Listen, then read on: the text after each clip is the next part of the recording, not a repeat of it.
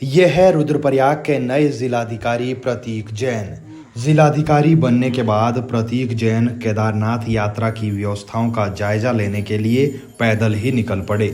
वो चाहते तो हेलीकॉप्टर में जा सकते थे, लेकिन 2018 बैच के आईएएस अधिकारी प्रतीक जैन पैदल ही निकल पड़े। उन्होंने रास्ते में जगह जगह पर व्यवस्थाओं का जायजा लिया और बाबा केदार के दर्शन भी किए। प्रतीक जैन 25 साल की उम्र में ही आईएएस बन गए थे। 2016 में उन्होंने अपने पहले ही प्रयास में यूपीएससी की परीक्षा पास कर ली थी, लेकिन इसके बाद भी यूपीएससी की फाइनल मेरिट लिस्ट में उन्हें जगह नहीं मिली। हालांकि उन्होंने उसी साल भारतीय वन सेवा परीक्षा उत्तीर्ण की और उसमें तीसरी रैंक हासिल की। दूसरे प्रयास में प्रतीक ने यूपीएससी की परीक्षा में 86वीं रैंक हासिल की और महज 25 साल की उम्र में आईएएस बन गए। प्रतीक ने पब्लिक मैनेजमेंट में मास्टर डिग्री की है। इतना ही नहीं, प्रतीक जैन ने मैकेनिकल इंजीनियरिंग में बीई, जैविक विज्ञान में एमएससी भी की है।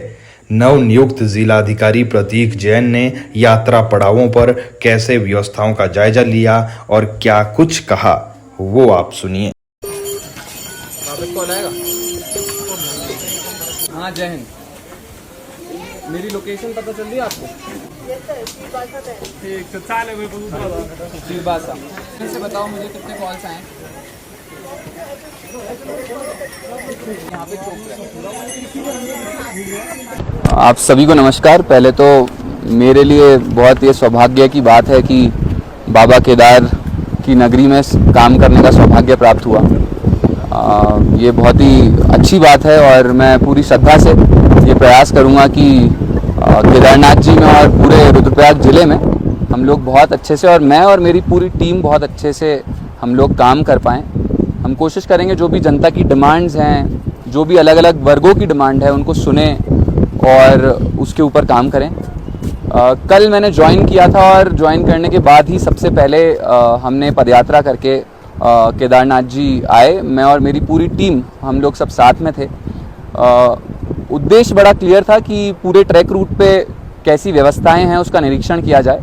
तो पूरी व्यवस्थाओं का हमने निरीक्षण किया, ट्रैक रूट पर भी और पूरे केदारनाथ जी क्षेत्र में भी। जिस भी तरह की सुविधाएं हैं, जो भी परेशानियां यात्रियों को आ रही हैं, हमारे व्यापार मंडल को आ रही हैं, तीर्थ पुरोहितों को आ रही हैं, सब अलग अलग वर्गों से मैंने यहाँ पे चर्चा की है और कुछ समस्याओं का संज्ञान भी लिया है।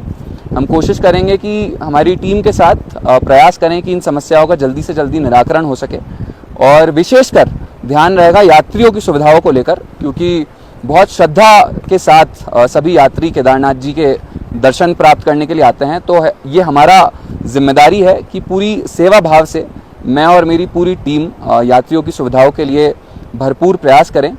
और चाहे वो मेडिकल सुविधाएं हों, चाहे शौचालय शौच की सुविधाएं हों, चाहे अकोमोडेशन की फैसिलिटीज़ हों, हमने सभी का कल निरीक्षण किया और हम कोशिश करेंगे कि इन सभी सुविधाओं को, सभी यूटिलिटीज़ को और अच्छे से हम लोग इम्प्रूव कर सकें। हम सब जानते हैं मास्टर प्लान का भी काम केदारनाथ क्षेत्र में चल रहा है। पूरा केदारपुरी क्षेत्र में बहुत अच्छा काम चल रहा है और इसका भी पूरा निरीक्षण किया गया मेरे द्वारा, और कहाँ कहाँ पे आगे किस तरह से इस काम को बढ़ाना है, क्योंकि माननीय मुख्यमंत्री जी की, माननीय प्रधानमंत्री जी की बहुत विशेषकर इस क्षेत्र को लेकर जिम्मेदारी मुझे दी गई है। तो हम कोशिश करेंगे कि जिम्मेदारी को और अच्छे से निर्वहन करें और जिस तरह से, जिस खूबसूरती से पूरे केदारनाथ जी क्षेत्र में काम चल रहा है, उसको बहुत जल्दी से और बहुत त्वरित गति से आगे बढ़ाएं।